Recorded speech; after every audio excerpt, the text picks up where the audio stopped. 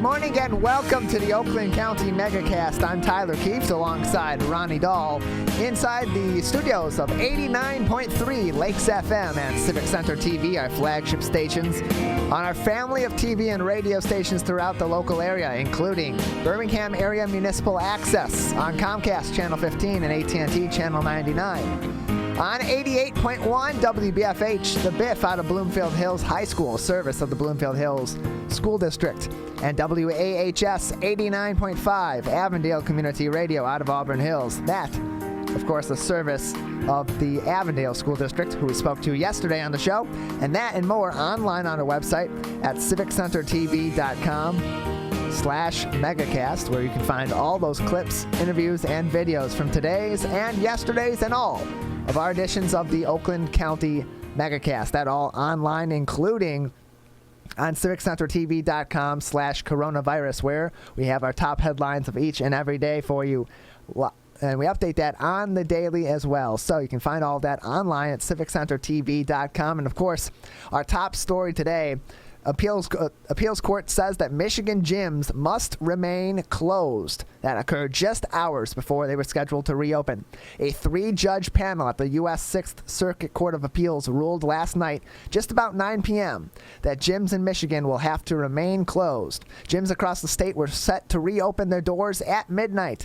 Governor Whitmer's press secretary Tiffany Brown said, quote, "Today, 3 Republican-appointed judges got it right. In the fight against a global pandemic, courts must give the governor broad latitude to make quick, difficult decisions. The governor will continue to take the actions necessary to save lives." And closed quote. The appeals panel included Judges Deborah Cook, Chad Riedler, and Julia Gibbons. The panel's ruling said, quote, "We sympathize deeply with the business owners and their patrons affected by the governor's orders.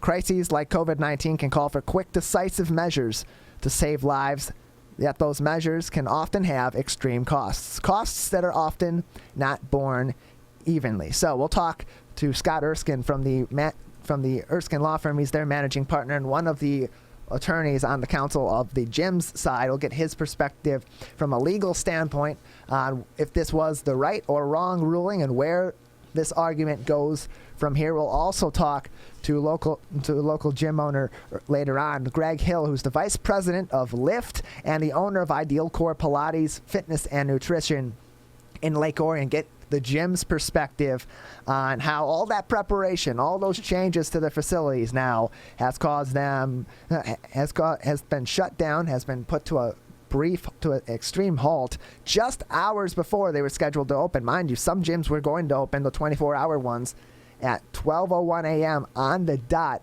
the second they were allowed to. Some were scheduled to open at 5 o'clock, 7 o'clock, 9 o'clock, whatever the case may be. And at 9 p.m. last night, most of these gyms, less than 12 hours notice, had to immediately shut their doors and disallow their patrons to return to the gym. So that's a huge story in the state of Michigan. We'll have a lot on that on today's show. We'll also send Erica Jones out to a local gym and hopefully get perspective, despite them being closed, on what it was going to look like inside these gyms. What new safety precautions were being put in place, what new requirements were going to be made, what PPE or other disinfectant and precautionary materials were going to be spread throughout the gym to make them as safe as possible against COVID-19. We'll learn about that all throughout the show. A bill barring COVID-19 patients from being placed in nursing homes passed the state Senate. Senate Bill 956 passed in the Senate yesterday that would keep COVID-19 positive patients from being put in nursing homes with those who are COVID-19 negative. Michigan Senator Peter Lucido noted that he had 2 doctors who testified about the health policy in which they unequivocally said that this is not a standard of care that they could support. Governor Whitmer responded, quote, "Yeah, I would say we need to remember where we were 10 weeks ago, when we saw exponential growth, where we had hospitals at capacity, where we only had enough PPE for each shift. We were following what should be the gold standard, which is the CDC standard. That's what we were following at the time," and closed quote. The bill will go to the Michigan House of Representatives next. If it passes there, Governor Whitmer will have 12 days to either sign or veto the bill. Also making news, Michigan GOP lawmakers claim that Jocelyn Benson's absentee ballot mailings were illegal. Secretary of State Jocelyn Benson's predecessor, Ruth Johnson, is leading a GOP charge during a Senate Elections Committee hearing, saying, quote, changes and attempts to centralize certain election functions are really, truly alarming, and closed quote. Jocelyn Benson announced in May that the Secretary of State would use $4.5 million of election funds from the Federal CARES Act to send absentee ballot applications to all of the state's 7.7 million registered voters. And lastly, as spring training shifts to Comerica Park, the Detroit Tigers' enthusiasm is tempered by positive COVID-19 tests. Tigers general manager Al Avila confirmed yesterday that a player and a staff member have recently tested positive for the coronavirus. According to the health and safety protocols agreed to by the league and players union, before a player can return after a positive test, they must 1, test negative twice in a row, 2, have no fever for at least 72 hours, 3, pass a cardiac exam, and 4, be cleared by both league and doctors. The League Players Union recently agreed to a truncated 60-game season to begin mid to late July. So, good news, baseball is back. Bad news, COVID-19 is within the Detroit Tigers organization. That and more making headlines again at civiccentertv.com/coronavirus. An easy way to go to that is go to our homepage, click on coronavirus, or just log in civiccentertv.com/coronavirus, and you will get all of that information that you need to know on our top headlines on our website. Headlines about COVID-19, about safety regulations for reopening businesses, about continued protests, and more, and about safety about safety measures that need to be taken in the coming weeks as we begin to celebrate a big holiday here in the summer in the state of Michigan and all throughout the Union. It is the 4th of July coming up, and a lot of fireworks are going to be shot off on that day and then the days before. And to keep ourselves safe and do that the right way, we are being joined today by the chief of the fire department. That is our Facebook partner today, the Bloomfield Township Fire Department, with Chief Mike Morin joining us once again on the Oakland County Megacast. Chief Morin, how are you today? I'm doing good. How are you? Doing wonderful. So how are your firefighters holding up in the last couple weeks? Things kind of slowing down a little bit for all of you? I wouldn't say slowing down. We've had a few structure fires recently, and our runs are ramping back up again. As people get more comfortable, go to the hospital, they are now calling us again. So it's staying busy. Well, it's good to hear that you're kind of taking away a little bit from responding to COVID-19 related matters a little less often than usual, but of course structure fires and that are still very severe, and we don't take that lightly. But hopefully it's been a little bit back to business as usual, as opposed to the crises that we've been facing with COVID. So people are emerging from their homes, they're going back to work, they're going back to shops and restaurants and so on. What challenges from a public safety perspective, from a first responders perspective, have these reopenings maybe posed to the fire department and other local first responders?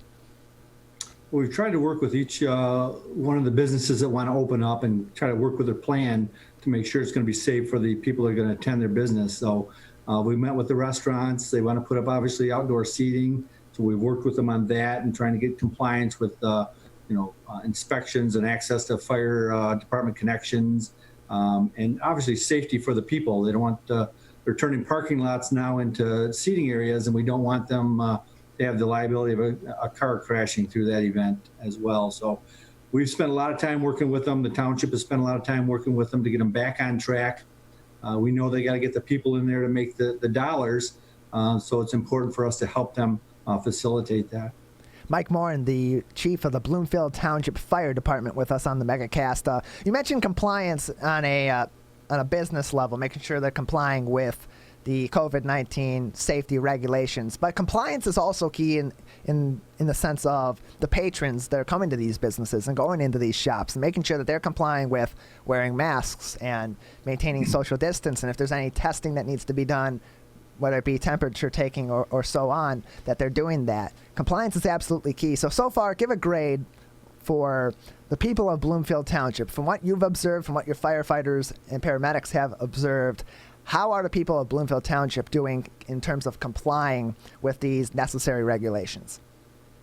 I think they're doing great. I was in a restaurant the other day, and there's a laptop or a iPad on the wall, and you stand in front of it and it takes your temperatures. They made sure everybody went through that, and then separated out as each person checked their temperatures coming in. They were all wearing masks. They separated everybody in the facility, so you weren't sitting on top of each other and stuff. So I think the compliance is good. I think everybody gets it. But we still got to look at the fire safety aspect. You just can't throw a tent up and, start a business. So we look at the fire safety, spread flammability of the tents and things like that, make sure they're rated right, make sure there's proper exits. They still got to stay in compliance with the safety rules as well as the COVID rules. And we look at both of them. Yeah, it's not something that you maybe think about when you're moving businesses outside and there's not a structure above them that allows for protection from the elements, so to speak. So they put a tent up, and there's also those added potential hazards that come from that as well. So it's good to know that Bloomfield Township is working with these businesses in the area to comply with safety standards, even beyond COVID-19, to make sure those COVID-19 safety precautions that are being taken are as safe as possible outside of the virus as well. Summer's here now. People are going back outside. They're back to their usual summer recreation, which includes going to the beach, being on watercraft, celebrating holidays on the waterfront in the area. What are some common safety concerns that we see every summer on the water, at the beach, that people need to be more cognizant of, on top of what they need to be cognizant of with COVID-19? Yeah, I mean, separation obviously is a big key. The family groups, not bringing a lot of outsiders, travelers in with you and, occupying the same space. It's good to have family in, but you want to make sure everybody's doing their temperatures and, being safe for everybody and their visit. So, we don't have a lot of public beaches here, but we do have a lot of lakes in our area, as well as Oakland County. And I think the number one thing is that we run into every year is the alcohol. It seems to be a problem. When you go to the beach, you got to drink, and then we run into our drownings and stuff. Last week we had our first potential water incident, and we had 2 young kids that left their phones and glasses and everything on the beach. And an hour later, somebody's calling because they haven't seen them, and they decided to paddle across the lake that they had no idea how big that lake really was. And they were pretty tired by the time we pulled them out on the other side. So, a lot of safety things that seem simple, you got to think a little bit deeper. So be careful with the alcohol. Make sure you know your swim area. Make sure you know the water depth for diving accidents and that as well. We don't want to have to run into you out there. So we want you to be as safe as you can. Chief, a lot of the local communities are canceling their fireworks shows. Are you concerned that you're going to have more consumers buying their own fireworks, and that's going to lead to more cases of, possible fires and injuries? We are. When you look at the statistics on the injuries and stuff, in 2017, there were 13,000 injuries. A lot of them are from sparklers. About 25% of them are from sparklers. But as people get more and more into the consumer fireworks nowadays, they're not as cautious. And those things carry a lot of punch with them. Head and face injuries are huge with these things. So, again, alcohol seems to be a component with that. They get carried away with them. But we've actually had our first garage fire because of fireworks. When they're done using them, they throw them in the trash, and about 1 o'clock in the morning, they end up with either the side of the house or the garage on fire because they discarded them improperly. So when you look at the recommendations, getting rid of them, you're supposed to soak them in water. Obviously, don't try to relight them. Make sure adult presence is there. And if you look at on the Bloomfield Township website, you can go and look at the ordinance on fireworks. There is a proper time to use them. And you really need to stay within that time frame to respect your neighbors, in the community. And can you clarify what is legal and what is not legal? Because it seems some of these fireworks that people can buy, even on the black market or across state lines, they're a lot more powerful and potent than when we were kids. Oh, absolutely. So if you're buying them in a place around here, if the place has a permit, then it should be illegal fireworks. If you're buying them on online in the black market, I would suspect that you're going to have out of compliance with those. But by definition, you're best to look at your ordinance in your area, and it defines what a consumer fireworks is and what you can use. So, it's a long definition. I won't get into it here, but the best thing is each community is a little bit different on their ordinances. And if you want to stay within compliance, you're best to look at those ordinances in your community to understand them. Make sure that there's adult supervision, make sure that you're not discarding them in the garbage without, soaking them down and leaving them overnight outside, things of that nature. So, again, if you're buying them from a permitted place, we don't have any of those really in Bloomfield Township. Sometimes Costco sells them. You're going to see a huge influx or increase in the number of people buying the consumer fireworks this year, I believe, because of what's the big ones being canceled. So I expect more injuries. I expect more garage fires or house fires. And I expect, again, the grass fires, things of that nature from this. Chief Mike Morin from the Bloomfield Township Fire Department with us on the Oakland County Megacast. Just a couple more minutes with you, Chief. Concerns with residents who are going to, now that these local shows are being canceled, and they are bringing in their own fireworks, and we've talked about all that already, but concerns that they're going to turn this holiday into their own fireworks show and maybe go all out for the finale of the show like they see every year at these other shows that they're attending and they're not shooting off fireworks at. Concerns with that, and for those residents that are going to do their own little shows either in their backyard or on a lake, more ideally I would think, what should they be doing to put those together, and what should they be avoiding doing that they normally see in a community show? Well, the first thing is if you have questions, give us a call. If you're concerned and you wanted your site inspected, we'll come out and take a look and say, this is the best spot to launch your fireworks from. You do have to be respectful of your neighbors. It's not an all-night show. After, there's only one day that you can run them after midnight, and that's New Year's Eve, and you can run them up to 1 o'clock in the morning. But after midnight, they should be done. And you get the day before, the day of, and the day after to fire off these fireworks. We don't need a week-long process. If you're in violation, you will get a ticket from that. But the best thing safety-wise is make sure you got a garden hose out there in case things do go south.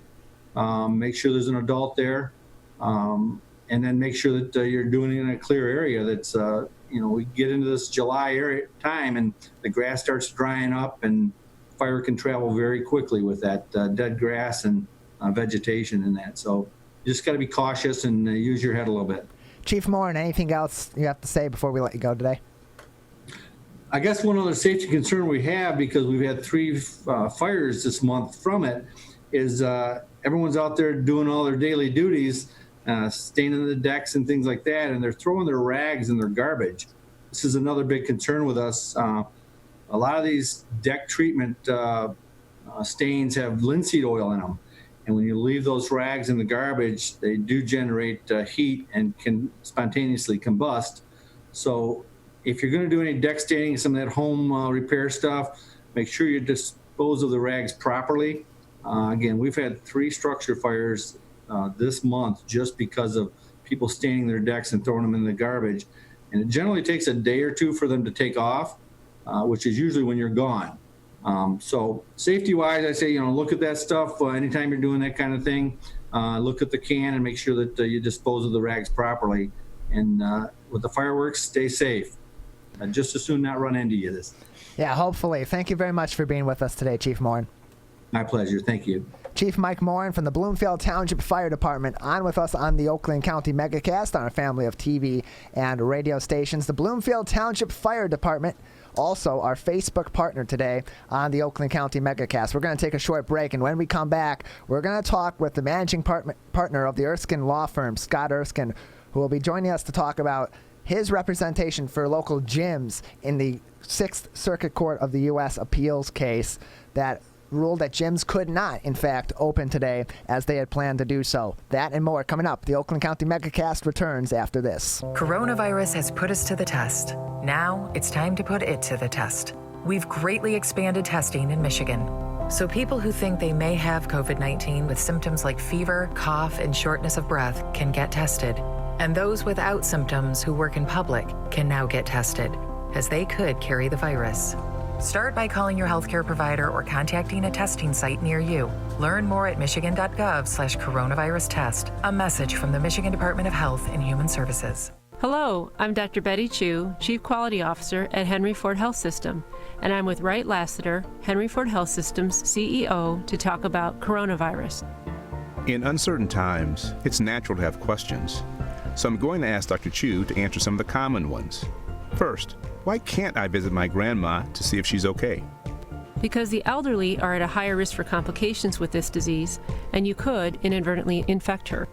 If I'm healthy, why can't I go out with my friends? The larger the crowd you're exposed to, the higher the chance you could get infected and infect others. If I have symptoms, why do I have to seek care? While the disease isn't dangerous for most people, for others it can be. We need to understand how serious your case is, because the right choices save lives. For more information, visit henryford.com or call 313-874-1055.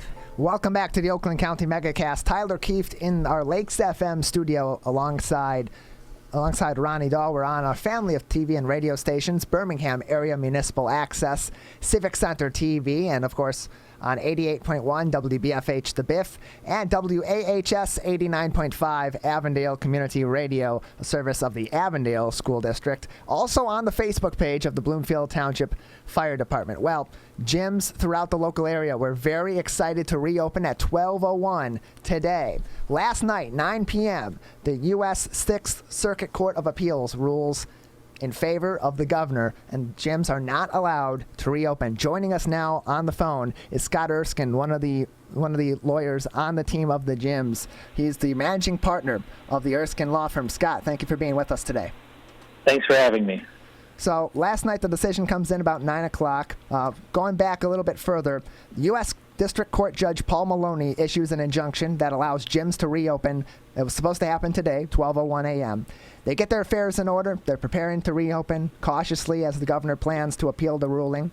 All is well. Then at 9 o'clock last night, the rug is pulled out from under them with the ruling from the 3 judges at the 6th Circuit Court of the U.S., 6th Circuit Court of Appeals of the U.S. Take us through that process. What was the justification from the panel that was argued in agreeing with the governor that gyms must remain closed as the governor continues her appeal? Well, first of all, there was no argument other than briefing. The governor they filed their emergency motion on Tuesday around noon, and at 2:30, while I was at a water park with my kids, we got a call from the 6th Circuit asking us to have a response brief filed by 9 a.m. yesterday. So the Court of Appeals unfortunately didn't have the full transcript from the lower court, 90-minute oral argument, and they had to make the best decision that they could based upon briefs that my team spent the entire evening and well into the night working on. We were very disheartened to read the ruling late last night. A quote from the panel, quote, "We sympathize deeply with the business owners and their patrons affected by the governor's order." The 3 judges panel then went on to say, "Crises like COVID-19 can call for quick, decisive measures to save lives, yet those measures can have extreme costs that are not often borne evenly. From your client's perspective, with all that they did to prepare the reopen, with all the business that they've already lost, what are those extreme costs on their end?" Insolvency. We had a gym in Grand Rapids declare insolvency just yesterday. They can't hang on anymore. It's been over 14 weeks. The economic toll and the mental toll of my clients is exhausting and is immeasurable. I don't know how much longer they're going to be able to hold on. The only solace they took from that was there's been acknowledgement by the courts as to the toll that it's taken on, because quite frankly, the governor's attorneys have consistently argued in their briefing and in oral argument at the district court level that there has been no harm to the fitness industry by being closed for 14 weeks. And that's been a tough thing for my clients to hear when they still have to pay rent, they still have to pay utilities. Some of them have tried to hang on and pay staff. They've had to pay for equipment that they ordered just prior to the shutdown. Some of them, equipment costs in a gym can be between $125,000 and well over $500,000. And sometimes they get financing. Well, the ones that have financing for their equipment still have to pay their monthly payment on the equipment. And for the state to consistently argue that doing all of those things while they're shuttered is not harmful to them, it has been really, really seemingly out of touch with reality. From the state's perspective, arguing that this is a public health concern, and then from the gym's perspective, what have these gyms been doing to prepare to reopen safely today, as they were scheduled to do so before this ruling? What sort of regulations have they put in place, and are they ready to be open safely? So they've been preparing, in earnest to get open. I know that if you read some comments and news articles, people talk about gyms being dirty. That's actually just not the case in 2020. Gyms are some of the cleanest establishments, even pre-COVID, that we have in this country, outside of the medical field. And to add to that, my clients have gone out and purchased things such as cleaning solutions that turn regular water into ozone, which is used by the University of Michigan, the University of Minnesota, Stanford, to clean all of their facilities. And it's EPA approved and to kill COVID-19. And so they're using environmentally conscious cleaning products in most cases that won't harm their members, but that clean it on contact. And they spray down all of the equipment, the entire floor, the entire area where any gym members can go with this solution 2, 3, 4 times a day. They also provide hospital-grade wipes for members to carry with them, so that every time they go to a new piece of equipment, they can wipe it down. They've also changed the entire workout schemes at most of the gyms, or we're planning to, so that it limits the amount of equipment that a member touches. There's hand sanitizers they've all been putting up all through the studios, so that members can use hand sanitizer whenever they want. They allow the members to wear masks. They make the trainers and staff members wear masks and face shields. They have gone through a lot in order to prepare for this, and they're confident they can reopen safely. They're confident they can have members maintain social distancing. The governor's executive order 2020-114 lays out the requirements for gyms in regions 6 and 8 to be open. And my clients are prepared to far exceed the requirements that the state has put on the gym owners in regions 6 and 8. Scott Erskine with us, the managing partner of the Erskine Law Firm and one of the members of the legal council representing the gyms in their argument against the governor's ruling in this appeal, as she argues that gyms should remain closed. Judge Maloney in the previous U.S. District Court case had argued that the governor, quote, could not articulate a reason beyond the bare assertion that gyms are dangerous as rationale for keeping gyms closed going forward during this process before the next step of the My Safe Start plan. In this appeal at the Sixth Circuit Court of Appeals, was the governor's team able to put forth any elaboration on that assertion, in your opinion? In my opinion, no. All they did, well, first of all, in the district court hearing, the oral argument, the state was unable to articulate any basis to keep gyms closed. And in their brief in front of Judge Maloney, they did have that footnote about that South Korea outbreak on February 6th before South Korea at a fitness-type dance class where there was no social distancing yet in South Korea.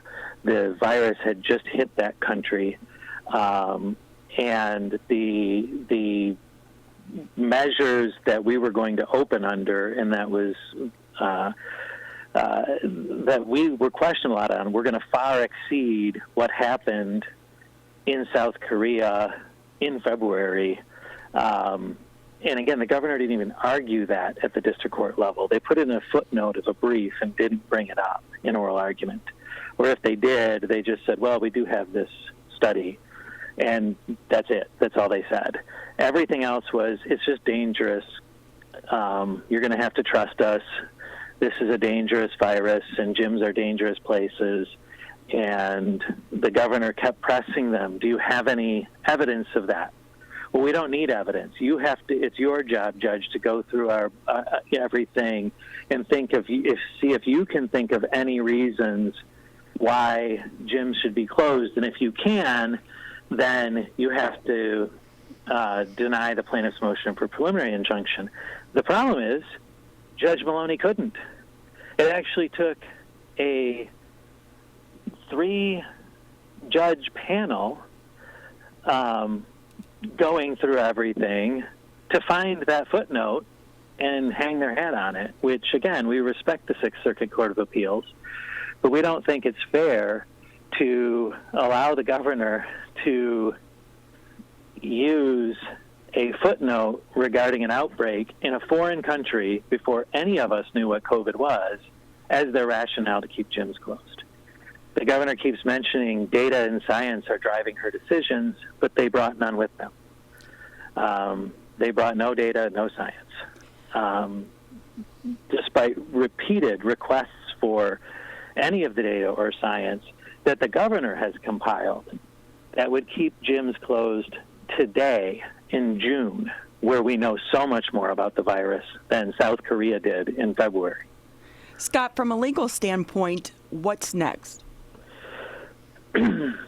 Well, my team is exhausted, so I haven't sat down with them and gone over the next steps. We're considering a motion for reconsideration in front of the Court of Appeals to point out that we don't believe that the correct legal standard was applied. And in our briefing, we weren't able to have oral argument on the issue. We argued that a heightened level of scrutiny on the governor's action needed to be applied other than rational basis. And that's simply because her executive orders aren't like legislation, which is, the case law in support of a rational basis test is mostly talking about legislation where you have 2 houses vote on something and then it's signed by the governor into law. And there is case law to support that executive orders that are not supported by the legislature do not deserve the same rational basis level of scrutiny. They deserved a heightened level of scrutiny. And as we all know right now, not only does our legislature in this state not support the governor's executive orders, they're suing the governor, saying that she doesn't have the statutory or constitutional authority to issue those executive orders. So that's the first thing we're considering. We're also considering an appeal to or an application for leave to appeal to the United States Supreme Court. The problem with that is, although they are able to hear things on an emergency basis, and they did in Bush v. Gore, and they did in a church case from California a month or 2 ago, they don't take a lot of things on an emergency basis, and for very good reason. They're very busy. And so we don't know if that would provide the relief that my clients need to in enough time to save them from insolvency. Scott Erskine with us from the Erskine Law firm. He is the managing partner of Erskine Law and one of the members of the council representing gyms in their argument for reopening as the governor appeals that they should not be allowed to reopen, and currently they are not allowed to do so. Scott Erskine, anything else before we let you go today? Yeah, it just really quickly, it's the ruling is disheartening for one other reason, and that's my clients aren't Republicans or Democrats, or actually they're both, and they're people who help people, and my clients are in a business that helps people with 3 of the top comorbidities of people that contract COVID-19, which is obesity, diabetes, and hypertension. And they also can help everyone else in this state, if they're allowed to open, that are suffering from depression, anxiety, stress.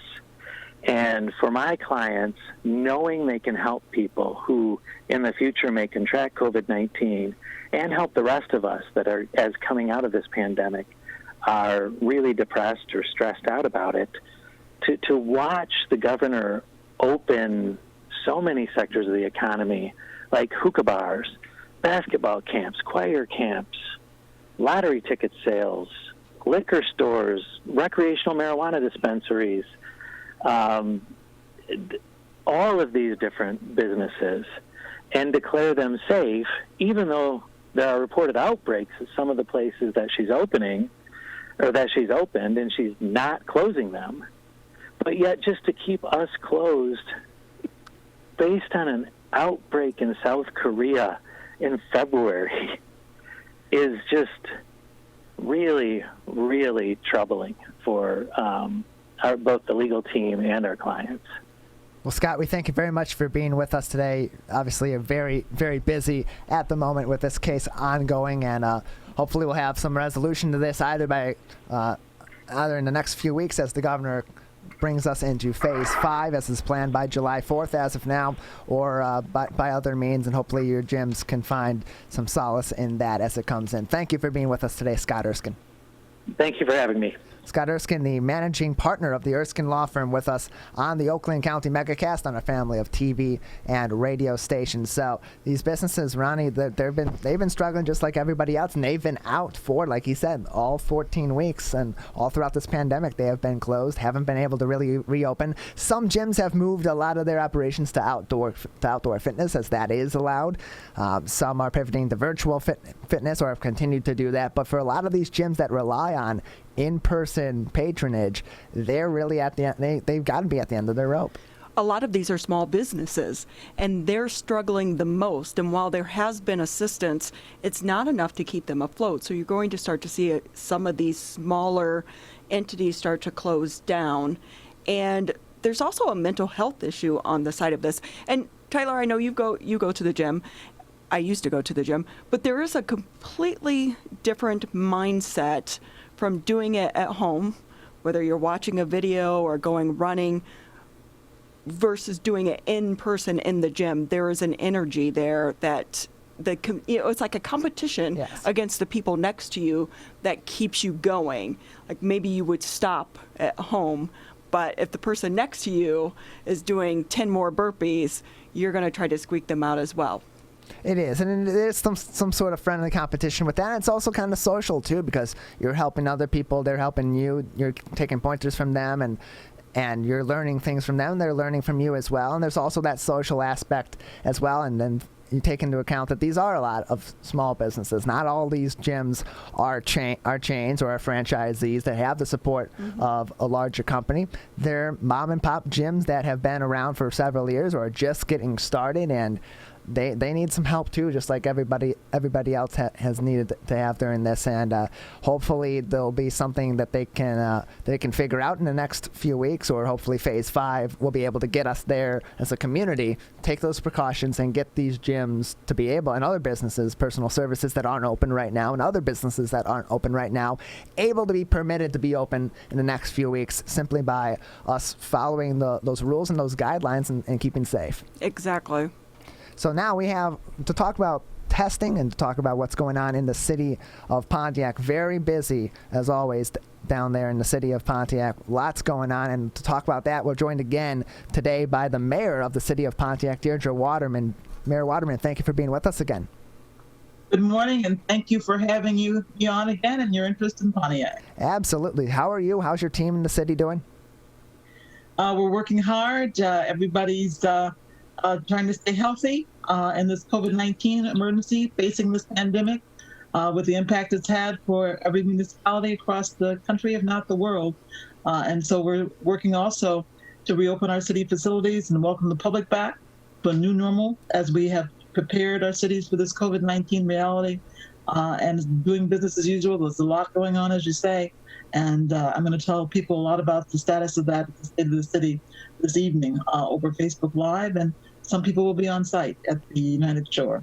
And that's what I wanted to ask about you.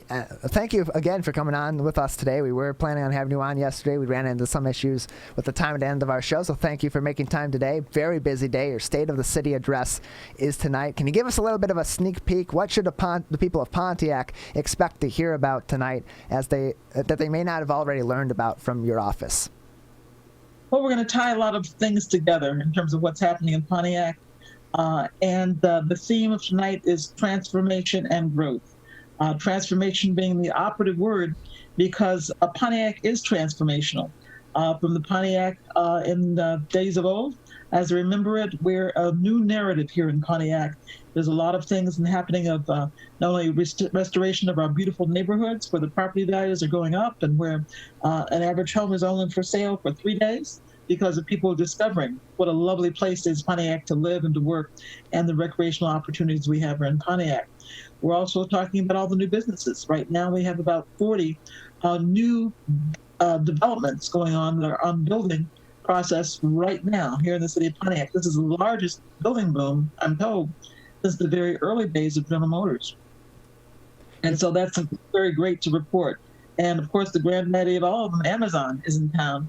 And they chose Pontiac to come to have both fulfillment and a distribution station right at the old Silverdome site. What a wonderful use of that site, that it's at the confluence of so many major arteries right in the center of Oakland County. They loved it. They're building 24/7. And I understand Pontiac was chosen. And it's unusual the way Amazon has come because they asked for no city incentives. They just wanted to move fast, and that's what we're enabling them to do. They're moving very fast to get this accomplished. So with that being the case, what is the status of the Amazon distribution center going up, the construction of that? Has it began? When can we expect that to begin if it hasn't already? And when can we expect it to be up and operational in the city of Pontiac? Well, the distribution station is already finished and has been delivered to Amazon. They are retrofitting it in the way they need to do to have it utilizable for distribution with the trucks that come in and send out packages in those Amazon Prime vehicles all across the country. The fulfillment center, which is a huge building, it's as large as 44 football fields when it's completed. They're going 24/7 to get that construction completed, and I understand they're on schedule to deliver that to Amazon sometime next summer. That is a yes. No, please continue. Oh, that's a huge building schedule, from all I understand from the building and safety people. And that is going on schedule right now. And one of the reasons they chose Pontiac because they knew we were a city that was going to enable them to move on schedule and the target dates that they had. We are a city that has improved our permitting processes and enabled businesses to come and to set a date that they're shovel ready. We've expedited all the permitting processes and all the contacts they need to have to be able to finish their projects, and so they don't have the extra costs of delays. And that's what we've done in Pontiac, business friendly. And that's why we've had the success in attracting so many new businesses as we're becoming not only an emerging high-tech hub for the region, but also a place that is known with a good place to do business. Mayor, as you stated, Pontiac is in a state of transformation. A lot of exciting news with the new businesses coming in. However, COVID-19 has really forced a lot of communities to relook at their budget because of the economic impact on the budget. How much of a loss do you think you're seeing, and what are the plans to try to overcome that? Yes, well, COVID-19 has had an impact on Pontiac just like every other municipality. We had to do, as we do their budgets, had to do an estimate of the decrease in revenue. And of course, revenue comes from many different impacts. The fact that the state budget will also hit. So we anticipate that there will be some loss in of our not only our road money, our Act 451 money to repair our roads, of which we need a lot of roads repaired, but also in the revenue sharing. So we're waiting to hear about the statutory portion of that. But in addition, the state has been wonderful in terms of helping to make sure that we, as municipalities, and I don't just say Pontiac, but all the municipalities, are aware of the relief aid packages that have been provided by the supplemental relief aid acts that have been passed by Congress, including the CARES Act and now the HEROES Act that is pending, and we'll see how that goes, which would bring money directly to city coffers. But right now, with the CARES Act, we've been able to supply grants to many of our small businesses. We're very grateful for the toolkits that we reissued to them as they were reopening and finding out how to do business under this new norm. This is new stipulations for everybody. We're finding out how to operate still with this COVID-19 very much lurking around. And so we want businesses to reopen successfully, for that to be in a safe way, and for us to be able to help them where we can, give all the support. We've given a lot of business grants in the city of Pontiac to sustain businesses that had to close down either partially or entirely during the shutdown that was ordered by the governor. And as they're reopening now with lots of questions and lots of support, we've delivered toolkits on how-tos and PPE supplies, and we're available to support them in ways so that they can bring the public back to their facilities again or begin their services and their businesses as they had before the shutdown. So that's going on, and also the money from the CARES Act. We have decided in Pontiac, myself along with the city council, to make sure that all that CARES Act funding went directly to the hands of individuals who needed it. That unemployment's going to run out in July the way it stands right now, unless it's extended by the HEROES Act. But we are going to start calling people who are eligible to get the mortgage assistance, the relief assistance, and the utility payment assistance that we have dedicated the money that's coming to Pontiac for the CARES Act. And my executive staff will be calling people to let them know about this and let them know that this funding is available so that we can make sure it gets in the hands of people who need it. I'll be talking about that at the State of the City tonight and making sure that people know that we want to be in communication with them. We want them to give them the information. There's a lot of fear, a lot of uncertainty, a lot of questions, and we're here in the city of Pontiac to serve them, to make sure that they know that we're in this together. We want to stay safe and healthy. We want to make sure that our first responders who have worked so admirably in this crisis under adverse circumstances to take care of people who were affected by this disease. And so we in the city of Pontiac, we're all working diligently. We may have closed down for a while as a city facility, as a building, but all the staff was working just as hard to get information out to the public to make sure that people had the answers they needed and to give them the support that we could.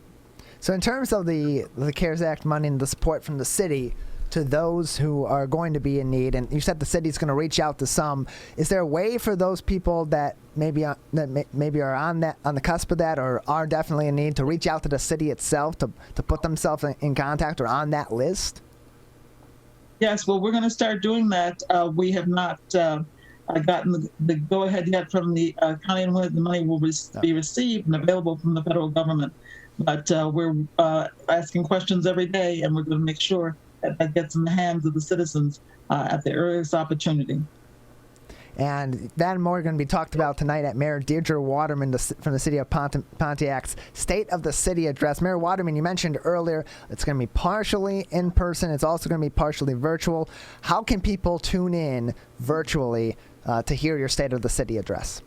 Yes, well, we're happy as the governor had opened the larger gatherings, and we're in a facility that normally will hold 1,200.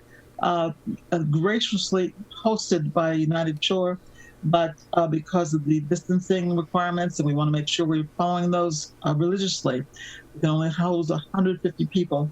So most people will be watching it on Facebook Live on the city Facebook page. That will be broadcast live stream, and so everybody will be able to tune in to hear the news and to see the awards that we're going to give out this evening. On Monday, we talked with Pastor Coley Gracie from Pontiac's Shiloh Baptist Church about Oakland County's extension of testing into Pontiac with partnership with faith-based organizations. The program includes many places of worship in Pontiac hosting these on-site tests. Your thoughts on the expansion of testing in the city? I think it's wonderful, much needed, very important. For a long time, Pontiac did not have a primary test site, and the hospitals and healthcare agencies were hard stressed just to test people who needed to be hospitalized, determine for outcomes, who had COVID-19 and who had not. So we opened the first Oakland County testing site right here in Pontiac, much needed, and Dave Coulter and administration were able to bring that forward because until then, less than 1% of Pontiac people have been tested. And that was very discouraging not to have that ability. So now that we have that, we want more people to be tested because, as we know, that's an important part of controlling of the spread of this disease, for people to know positivity and to go through the quarantining techniques if that's needed. But in addition to that, we have a number of other groups now who have made this available for people, available to people. And that's many of the churches who are now opening their doors for people to come and be tested, and that helps. I've made that a requisition of all of our employees as they come back to work, that they be tested so that we can have some assurance of the status of health care status of people. But we're opening our doors to our city facilities with all the new normals and the sanitation stations and the thermal testing of temperatures and the questions asked. And that's true not only of city facilities, but also of businesses that have that same responsibility to make sure we take our part to prevent the spread of this disease and to mitigate the mortalities that are occurring from it. Very important to a city like Pontiac, which is a community that has a sizable population of color, because now that we've found that there is disproportionate mortality, particularly of African Americans, we have more of the comorbidities that lead to mortality, and it's important for that testing to occur and for us to know the demographics, and that only comes from testing and getting test results. We're also bringing something to Pontiac that we're introducing, I think, to this area, and that is to have our own app, a healthcare app. We'll be able to do contact tracing as well as to give out health information to our citizens and tell them where there are highly infested areas, hotspots, but also to be able to get resources for healthcare and information, also to have access to information, health information, nurse on call, those kinds of things, as well as many other programs that will increase the facility of communication between city government and agencies and our citizens who need that information. When do you expect to have that app available? We will be launching that in the next few days. It's being tested right now. We have our licensing already with the two major networks that need to do that. And we are testing that now, the profile with some of our staff, and that will be available to all of our staff, and we'll be announcing that to the general community. In fact, I'll be talking about that tonight and the launch right there at the Pontiac State of the City. And we were very happy to work with a local company, Kaiba, who brought that app technology to us and ushered us through the process of launching that. So people are hearing it first here on the Megacast about this great new program that's going to be coming to Pontiac. So thanks for sharing That's that. Right. I say that public announcement right here. for Civic TV. Wonderful. Thank you. Wonderful. Thank you very much, Mayor Deirdre Waterman. Anything else before we let you go? Yes, I just thank you for the interest in Pontiac. There's a lot of good things going on here. I'll be able to tell people about the transformation and growth that's going on in the city of Pontiac right now. Also talking about how we are part of the voices and having our voices heard in terms of the whole social justice movement that's going on. We want to be very much a part of that dialogue and have our citizens feel empowered to have that kind of assurance in terms of the way social justice is handled out in our community. And we'll be able to talk about some of the other things that will be promising that are on the future and the horizon for Pontiac, the ways in which we can suffer through this COVID-19, but know that we're all in this together. The city of Pontiac is here to serve them, as am I, and that is with the integrity and with the honesty that if we have a little bit of pain on this end, know there's a bright future on the other end, and that's where we're headed. Well, thank you very much. Yeah, thank you very much for being with us. Mayor Deirdre Waterman from the city of Pontiac with us on the Oakland County Megacast on our family of TV and radio stations. We'll be back after this quick break. We'll talk with one of our other fellow Greater West Bloomfield Cable Communications Commissioners, and then we'll go into our second hour of the show where we'll talk to a gym owner and a local high school athletics director. What is high school sports going to look like in the fall, and how are practices looking like right now as teams prepare? Tyler Keefe alongside Ronnie Dahl in the Lakes FM studios. We'll be back in just a moment. Coronavirus has put us to the test. Now it's time to put it to the test. We've greatly expanded testing in Michigan. So people who think they may have COVID-19 with symptoms like fever, cough, and shortness of breath can get tested. And those without symptoms who work in public can now get tested, as they could carry the virus. Start by calling your healthcare provider or contacting a testing site near you. Learn more at michigan.gov/coronavirus test. A message from the Michigan Department of Health and Human Services. We know that we're asking Americans to do a lot right now. So we're asking everyone to be selfless for others so that we can protect those who are most susceptible to this virus. A question I often get asked is, why should young people care about the spread of coronavirus? Well, we know that people with underlying medical conditions over the age of 60 are at highest risk, but they've got to get it from somebody. Social distancing is really physical separation of people. It's what we refer to when we ask people to stay at least 6 feet apart. Not going to bars, not going to restaurants, not going to theaters where there are a lot of people. It all just means physical separation so that you have a space between you and others who might actually be infected or infect you. We all have a role to play in preventing person-to-person spread of this disease, which can be deadly for vulnerable groups. For more information on how you can social distance, please go to coronavirus.gov.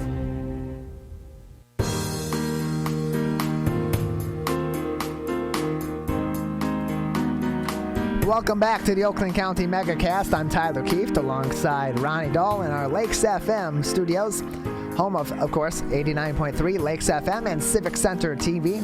We're also on Birmingham area municipal access service of the city of Birmingham and neighboring areas, serving the city of Birmingham, Bingham Farms, Beverly Hills, and the village of Franklin. On 88.1 WBFH, the Biff out of Bloomfield Hills High School, service of the Bloomfield Hills School District, under the leadership of station manager Ron Whittables. And WAHS 89.5 Avondale Community Radio, service of the Avondale Schools, under the leadership of station manager Marty Schaefer, helping us get on the air each and every day, and of Keith Fraley, their broadcast engineer at WAHS 89.5 Avondale Community Radio. We're also today on the Facebook page of the Bloomfield Township Fire Department, and thank them once again for joining us on the show, and thank Mike Morin, their chief, for joining us this morning to start off the show with us today.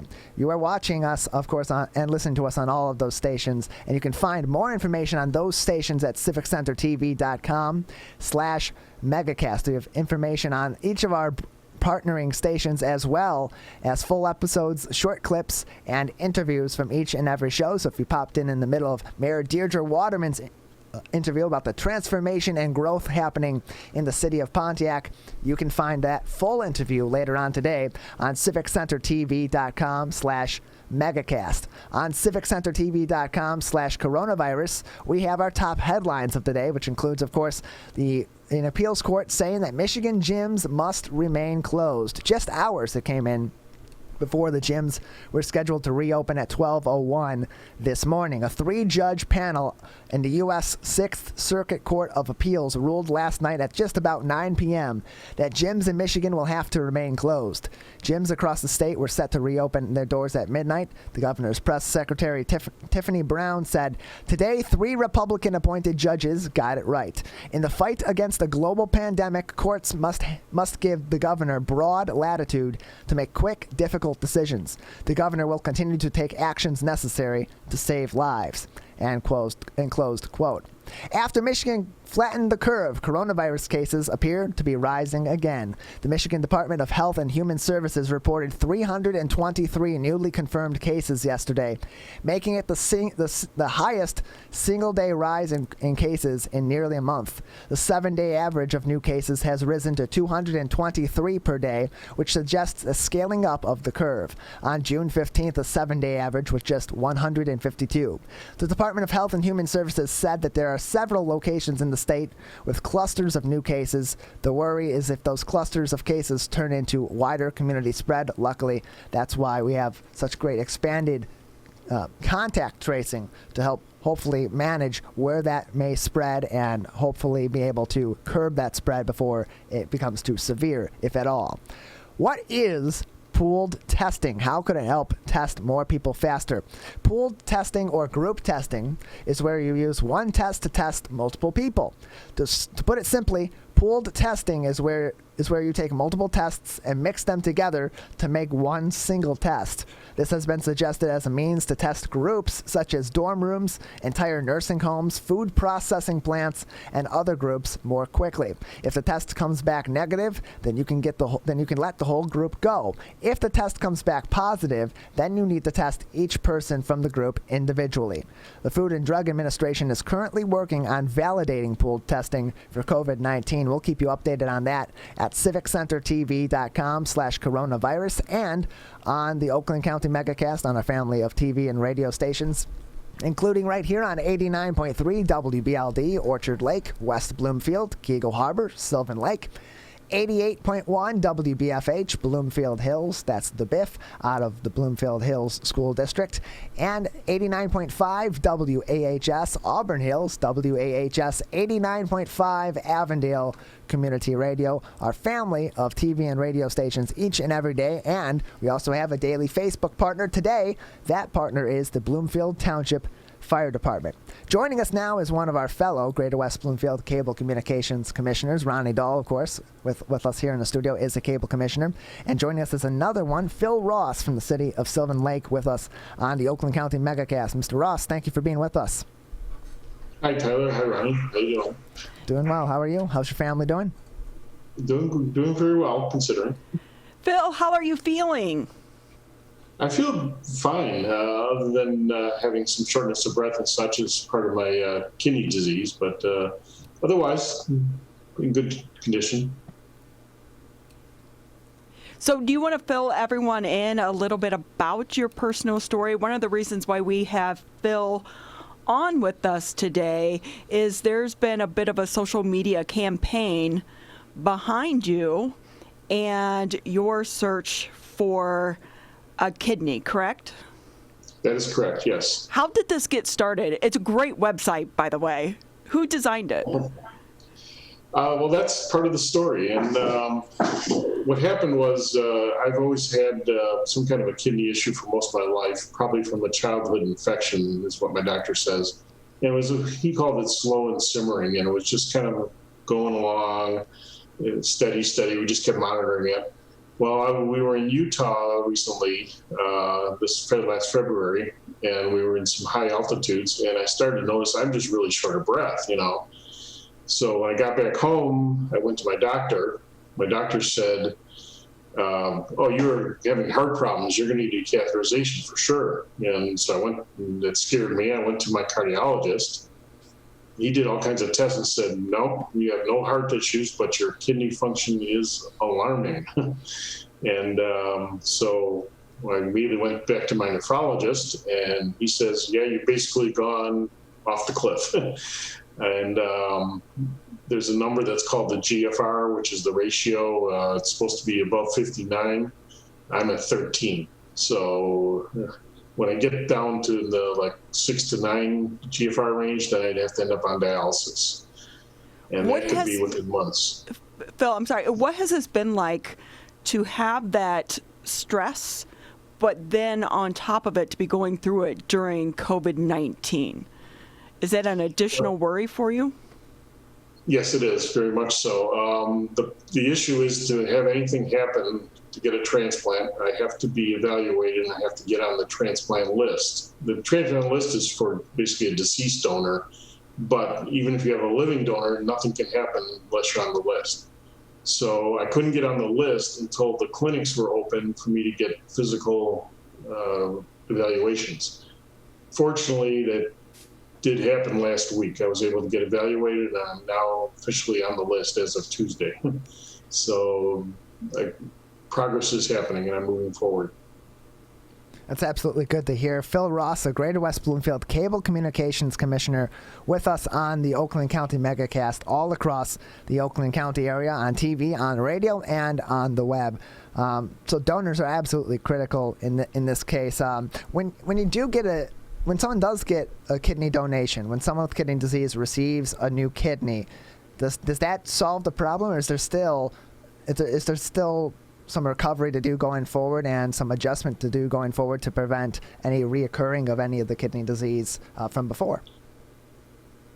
No, the type of disease I have will not affect a new kidney. It was probably something that happened when I was a child, maybe an infection, so it was probably a one-time thing. So a new kidney will not be suffer the same consequences.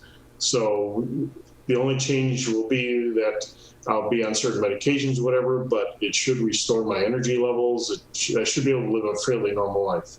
That's excellent news, and our thoughts are definitely with you, Phil, and hopefully you'll receive what you need very soon and be able to make a recovery and live a very happy life going forward without the suffering that comes from kidney disease. On another note, the Cable Commission has had to shift, like many commissions and boards have all throughout the state of Michigan and throughout the country, to more virtual meetings. Your thoughts on that new process? Some enjoy it, some are okay with it given the circumstances, some really don't like it.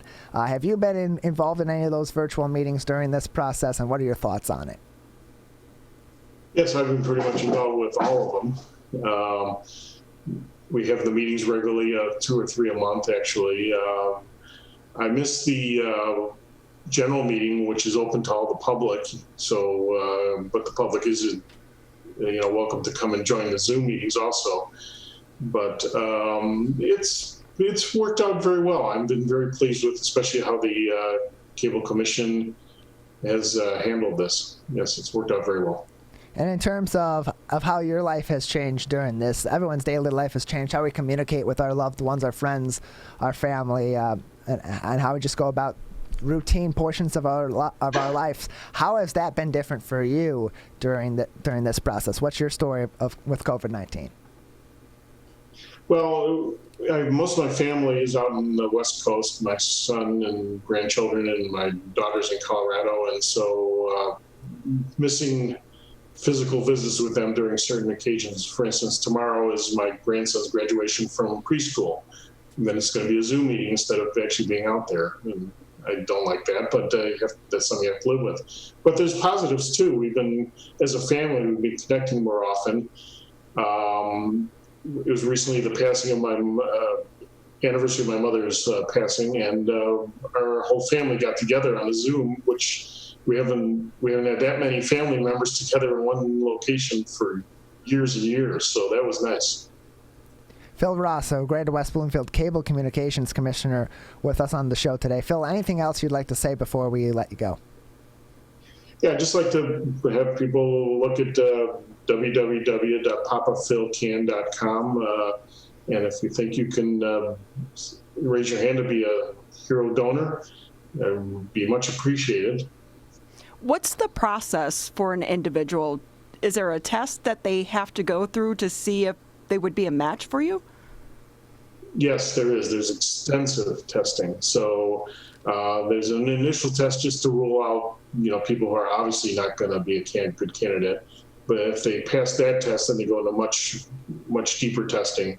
And the interesting thing is people who actually get in line to be tested for donor actually end up living longer than average because they tend to do such thorough testing that they find things that people didn't even know they had, and they can be treated. So there is an advantage to actually doing that. Well, more information on that, again, as Phil mentioned, papafilcan.com, PAPAPHILCAN.com. That and more information on kidney disease and Phil's story is on that website. We encourage you to take a look, and we'll have Jeff, our producer, post a link to that also on our website, so you can go to our coronavirus news and see that and more information based on what you heard today. Phil, thank you very much for being with us. You're welcome. Thank you. Phil Ross, Greater West Bloomfield Cable Communications Commissioner, with us on the Oakland County Megacast. We're going to take a short break, and we'll come back. We have Erica Jones in the field with us to see what would have been going on at one local gym had they reopened today. And then we'll talk to a local gym owner, Greg Hill, owner of Ideal Core Pilates and Fitness and Nutrition out of Lake Orion, for his story as well, his team story as well. That and more coming up. The Oakland County Megacast returns after this short break. Michigan, we still need to stay careful because we don't want to go backwards, back to where we started. So keep standing 6 feet apart, keep wearing a mask in public, and if you have symptoms, talk to a healthcare provider about getting tested. To move forward, let's all do our part. So stay careful. Michigan.gov/coronavirus. Hello, I'm Dr. Faust, Medical Director for the Oakland County Health Division. Coronavirus disease 2019, or COVID-19, is a new disease caused by a new respiratory virus named SARS-CoV-2. COVID-19 was first identified in December 2019. There is currently no vaccine to prevent coronavirus disease 2019. The best way to prevent illness is to avoid being exposed to this virus. Wash your hands often with soap and water for at least 20 seconds, especially after going to the bathroom, before eating, and after blowing your nose, coughing, or sneezing. Clean and disinfect frequently touched objects and surfaces using a regular household cleaning spray or wipe. Avoid close contact with people who are sick, and avoid touching your eyes, your nose, your mouth. Cover your cough or sneeze with a tissue, then throw the tissue in the trash. Finally, stay home when you're sick. For more information about coronavirus disease 2019, go to oakgov.com/health or call 1-800-848-5533. Michigan, we still need to stay careful because we don't want to go backwards, back to where we started. So keep standing 6 feet apart, keep wearing a mask in public, and if you have symptoms, talk to a healthcare provider about getting tested. To move forward, let's all do our part. So stay careful. Michigan.gov/coronavirus.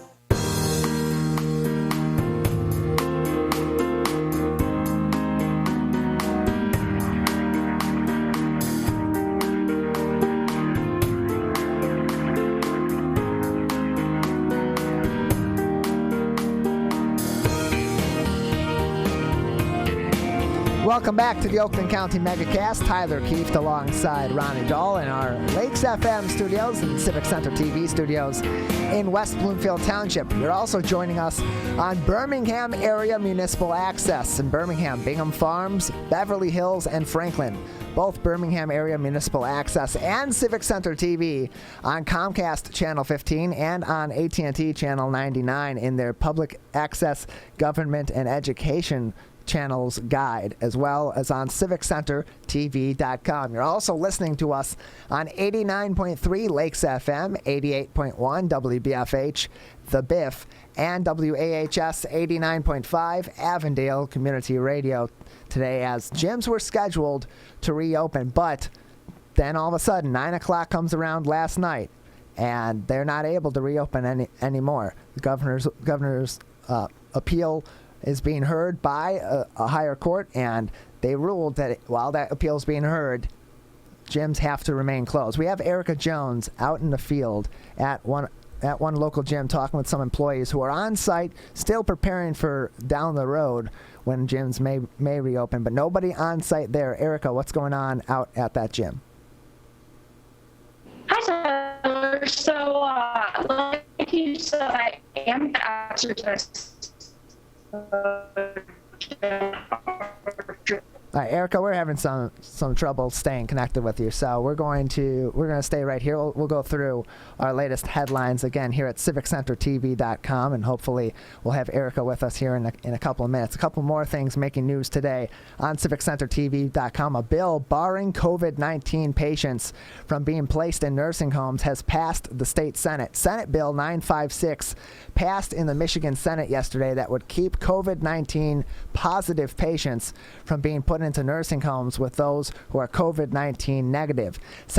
Michigan Senator Pete Lucido noted that he had two doctors who testified about the health policy in which they unequivocally said that this is not the standard of care that they could support.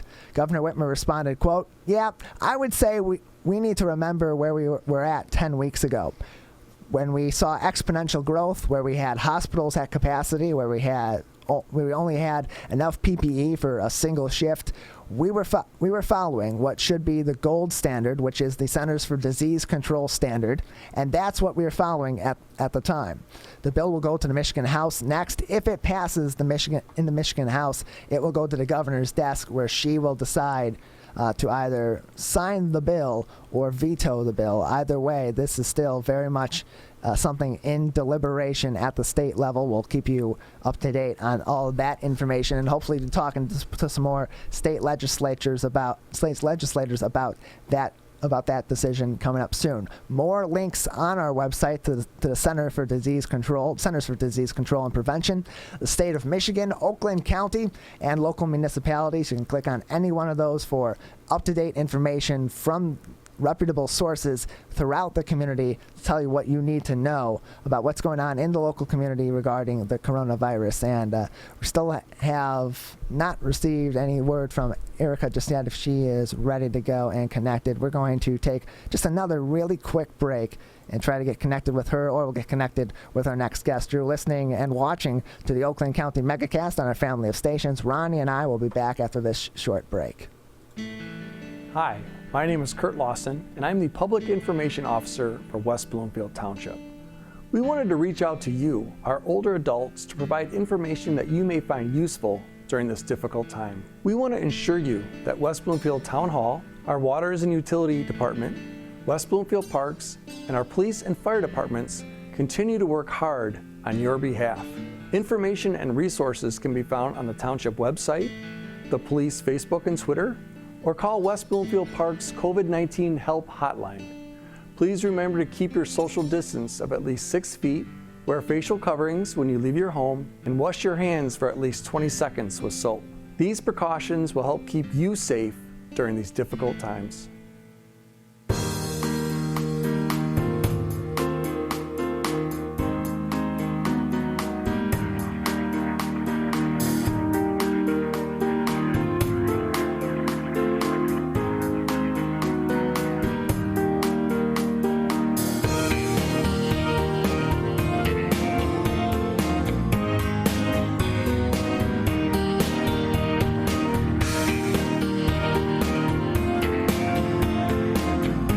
Welcome back again to the Oakland County Megacast on a family of TV and radio stations on 89.3 Lakes FM, 88.1 WBFH, The Biff, on Birmingham Area Municipal Access, and on Civic Center TV, as well as the Bloomfield Township Fire Department's Facebook page. They are our Facebook partner for today, and we thank them for being with us. We have a Facebook partner each and every day, and Bloomfield Township Fire Department was nice enough to put us on their Facebook page today, as we also talked to their fire chief, Mike Morin, on the program at the top of the show. So gyms were scheduled to reopen today. We have Erica Jones out at a local gym. We'll try to get to her in a bit, but now we're going to be joined by Greg Hill. He is the vice president of Lyft and the owner of Ideal Core Pilates Fitness and Nutrition out of Lake Orion. Greg, thank you for being with us today on the Oakland County Megacast.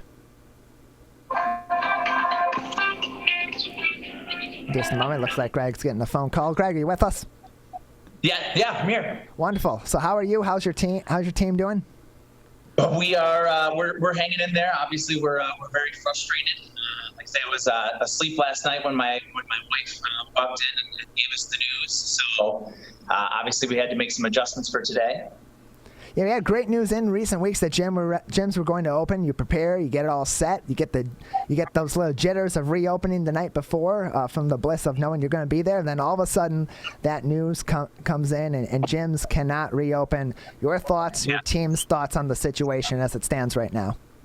Yeah, no, obviously we're pretty upset. Like I said, we see other businesses and other things that are open in different regions, and even in our region, we see people going to bars. We see like people having access to exotic dance clubs, and we definitely feel like we can uphold our end on keeping a safe and sanitary facility.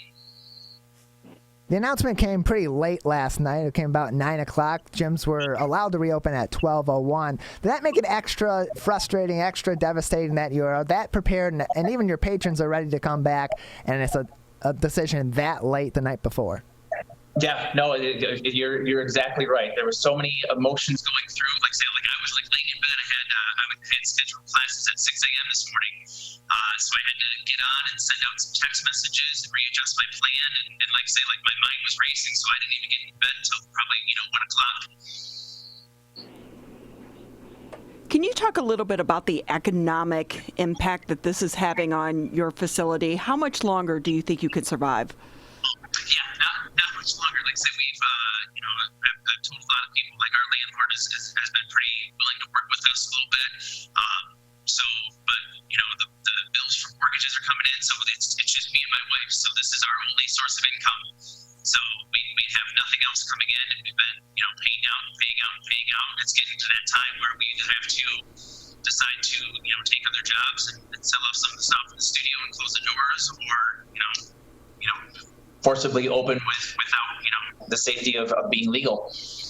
Greg, just a moment. If I could just ask you to be a little bit closer to your phone. Just seems we have some audio. It's really good for a few moments, and then it cuts out a little bit. Hopefully that will be better. Just a moment. Greg Hill, Vice President of Lyft and owner of Ideal Core Pilates Fitness and Nutrition, with us on the Oakland County Megacast. And we talked to one of the attorneys that was on the team representing gyms throughout the state in their arguments in the appeal against the governor's appeal, who had mentioned that a lot of these gyms are struggling, are not going to be able to survive much longer, if at all, now with this governor's ruling. How much longer do you believe that you and other small business gyms in the local area are going to be able to manage this going forward? It's been 14 weeks plus. Well, there's already been three local facilities that have had to close their doors. One's been open for 10 years in our community. Another one was open for 20 years in our community. So, the economic struggle is huge for a lot of people, and it's already been affecting a lot of places. And with people with rent from $3,000 all the way up to, I think some people are paying $10,000 a month in rent fees with just empty buildings, and there's no chance that we can hold on much longer. Greg, do you believe that gyms are safely able to open right now and put those guidelines in place? And what were some of your plans and your regulations that you had changed at your gym to make that happen? I think there's a lot of gyms out there that are already ready to meet the standards that not only that Governor Whitmer set out for Section 6 and 8, but some of the regulations that we talked about in the work group that we formed. We have sanitation and decontamination in between each one of our classes. So we're spraying down with EPA certified materials. We have a gap in between when people are coming in and coming out. We're tracing who exactly is coming in through the building. We do a little health check with them before they start up with their class. we are making sure that we are keeping at least 6 feet distance, sometimes up to 12 feet in our studio. And again, we just have a small little facility. So, there's plenty of distancing. There's plenty of cleaning and sanitation. There's no shared equipment like the governor had mentioned in the lawsuit, or the judge had mentioned. We don't share any equipment. There's, and on top of that, we don't do a whole lot of hard breathing in here. We do some strength training and we do Pilates. So it's not like we're huffing and puffing and breathing all over each other in here. My Facebook feed has been filled with people that were so excited to get back to working out, and they were so disappointed today. Talk a little bit about the mental aspect for some people when it comes to working out and why they need that. Dude, it's been so huge. We've reached out to a lot of our members. They're struggling with staying compliant to their diet. So they're noticing a little bit of weight gain. They're noticing that depression's setting in. We've had people that were already dealing with depression and using exercise sort of as a release for their depression, and they're starting to dip into ways that they used to and having really negative thoughts. And it's absolutely heartbreaking knowing that our hands are tied and we can't really help them in the way that we want to help them. Bringing people into the studio in this safe environment builds not only a community aspect, but that self-empowerment aspect, and it's irreplaceable. What does the future look like for your gym, for other gyms? If they continue to be closed another couple weeks before this opens, even afterward, as gyms do reopen and these regulations are in place, what does the future look like for our local gyms?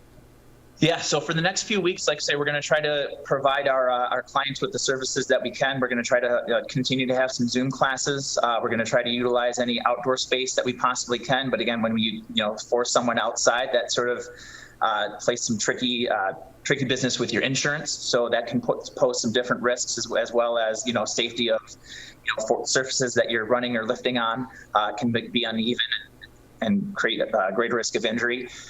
So for the next couple of weeks, we're going to have to do what we can do, getting as creative as we possibly can. And then in the future, I think a lot of people are going to gravitate towards studios like ours, where it is, a smaller controlled environment that you're not, going around to different pieces of equipment. I know myself, I even have reservations about going back to like a traditional, gym where you're going, everyone's, using different pieces of equipment. So I think a lot of people are going to gravitate towards studios where small group training is sort of the way. Greg Hill with us, the Vice President of Lift and the owner of Ideal Core Pilates Fitness and Nutrition out of Lake Orion. Greg, before we let you go, anything else that you'd like to say on this topic? Yeah, if you are a fitness studio owner or you are a trainer, please visit us at lift.org. If you are a patron who is really excited to get back into fitness, like you guys mentioned, just keep on blowing up those Facebooks. Talk to your senators, your local representatives. Let them know that you are excited to get back to your gym and speak that confidence that we can open safely. The most important thing is that we want to get people focused back on their health, and we need to get people back into the gyms and back into a safe environment in order to do so. Well, thank you very much for being with us today, Greg. We appreciate having you on. All right, thanks a lot, guys. Greg Hill with us, the owner of Ideal Core Pilates Fitness and Nutrition and the Vice President of Lift, LIFFT, with us on the Oakland County Megacast, on our family of stations all throughout the local area, and a tough day for gyms, Ronnie. And it's like he said, very honestly, he said, and the counsel for the gyms in the state of Michigan said, it's not looking good now going forward. This was a moment of hope, and this was a day where a lot of good could be happening for these gyms and these small businesses that were out of commission for a long time, and the future, depending on when or how quickly that future comes where these gyms reopen, it could be absolutely critical for their ability to survive. This is why I like this show, is you're able to talk to the people in your community. And he brought up the point about moving some of the exercises outside, and why you can't do that is because of the insurance and other situations.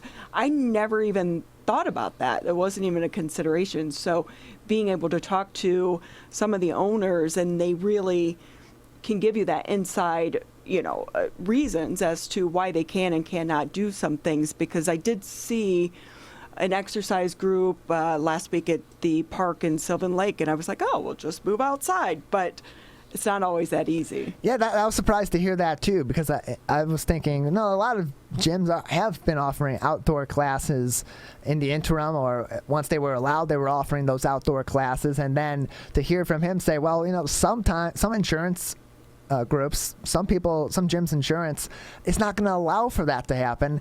And that cuts off what really is, other than going entirely virtual with fitness classes or with individual training, which only brings in so much. It really cuts off your last consistent, able revenue stream if you're not able to reopen your gym. And that's critical right now, as they've been out for 14 plus weeks, many of these gyms, and we're anticipating reopening this morning. When you think about the mental aspect for some of these people, when you went to the gym, like if you went to at the same time, you'd see the same people day in and day out and day in and day out. It's such a part of their day-to-day life. And then you remove that, and we are all adjusting. Every single person has been impacted by COVID-19. We are all having to adjust how we work and how we live, and trying to adjust and get to this new, I don't like the term new norm, but trying to get to a new place in how we live day to day. But if we take that out, are some of these people going to recover? And like he said, they're going back to their old habits. Yeah, they're going back to their old habits, or they're developing new habits, or finding things inside themselves that maybe they weren't addressing when they were going to the gym, that they were addressing through fitness, and now they're not able to, and that's causing some issues for them as well. A lot to be considered going forward beyond just the physical reopening of these facilities. And I'm sure there'll be much more on that coming in the coming days and weeks as this case continues to be argued. Other things that are happening in terms of athletics throughout the area: schools are preparing for fall sports. Football is absolutely huge all throughout the local area, and the state of Michigan definitely. Other sports are also preparing for the fall. Soccer teams, cross-country teams will be beginning soon as well. And to talk about how some high schools and high school athletic departments are preparing for teams to restart their operations safely, we're joined now by the Director of Athletics at the Bloomfield Hills School District, Mike Cowdrey, with us on the Oakland County Megacast. Mike, thank you for being with us today. We appreciate having you. My pleasure. Thanks for having me. How are you? How's your team at Bloomfield Hills Schools? We're excited to be back working out again. It's been a long time. The kids were excited to get back out there. We put a lot of guidelines in place with the help of the state organization, MHSAA, and our athletic team at Bloomfield Hills Schools. And the kids have really complied with that, and we're back at it. And it's a lot of fun to be back out at it. Running fall athletics for a high school, or for a school district rather, is tough enough in regular times. Fall's a really busy season. There's a lot of action going on. The spectator sports are heavily in place, like football and soccer most notably. It's one of the most anticipated times of the year for prep sports, if not the most. How much more of a challenge is it now to prepare for fall sports, given all the regulations and guidelines that need to be in place for COVID, than it already is in the challenges of a regular school year? Right. So, a regular school year, people just take it for granted, and we show up and we're high-fiving and we're hugging and you're doing all the things that, teenage kids do when they see each other. Nowadays, we're coming in, and first thing our kids do is pull out their cell phone, and they go to the QR code station where we're all social distance. We're wearing masks when we show up, and we go to that QR code, and it prompts us to a questionnaire that all of our kids have to fill out along with our coaches and anybody that's at the facility. It walks you through a questionnaire, seeing if you've come in contact with anybody with COVID, if you're following good hygiene, if you've had a temperature, any of those things that would maybe put you at risk. If all those answers come back that you're clear and you're good to go, then they can go to our trainer where he takes your temperature. And as long as you're under that threshold and you're not at risk, you get to continue on to the playing surface. And then you get to go out and walk to your station where you wait, social distance, and we have that all marked out so people know where they can go and drop their bags and their water, which they're providing themselves nowadays. And then they wait until it's time to engage in activity. At that point, they drop their masks, They go out to the playing surface and they go through their conditioning or route running if it's football, and our quarterback can throw balls to them and all of that sort of thing. But as soon as we go back to break, then they go back to their social distance, put on their mask, drink their water, obviously not through their mask, but we require them to put that mask back on. Those are all differences from years past where kids are milling around and they're close and they're socially engaging. It's a lot different. But what I've seen is that these kids adapt very quickly. They understand the routine after one time.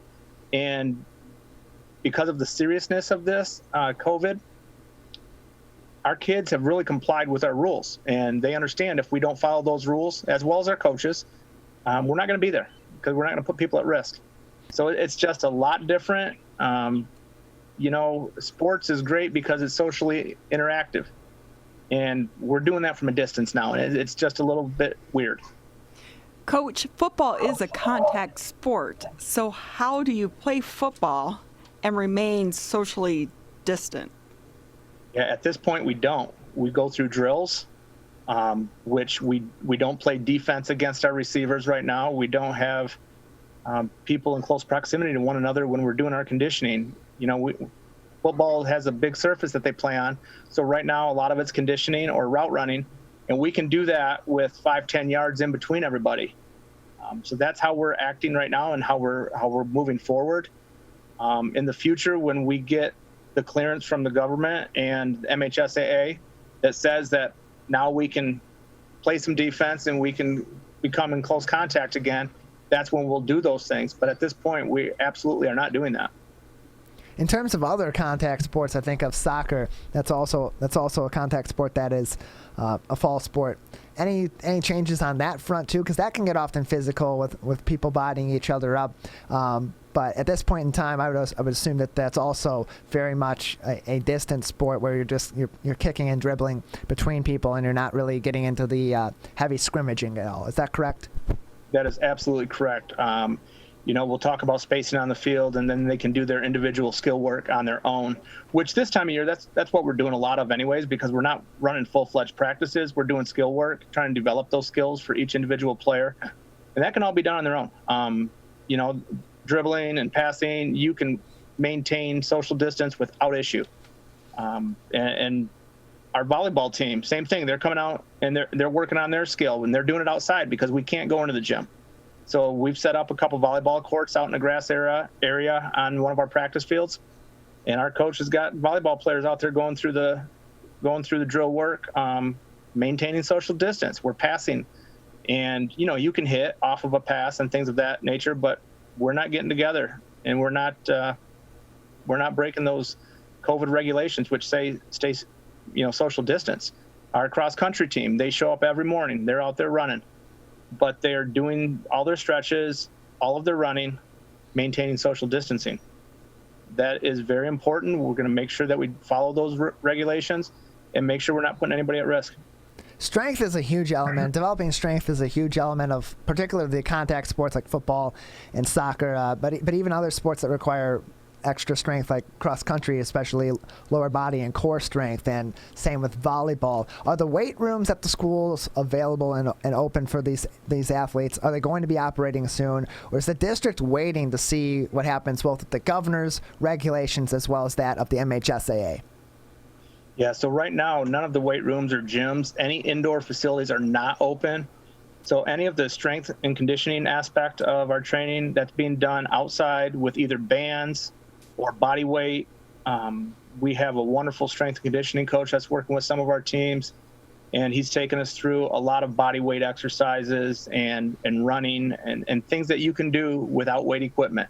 Right now, the MHSAA and the government does not allow us to get inside and utilize those facilities. So we're not doing it. And when we do get to that point where we're allowed to go inside, we're going to monitor how many go at a time.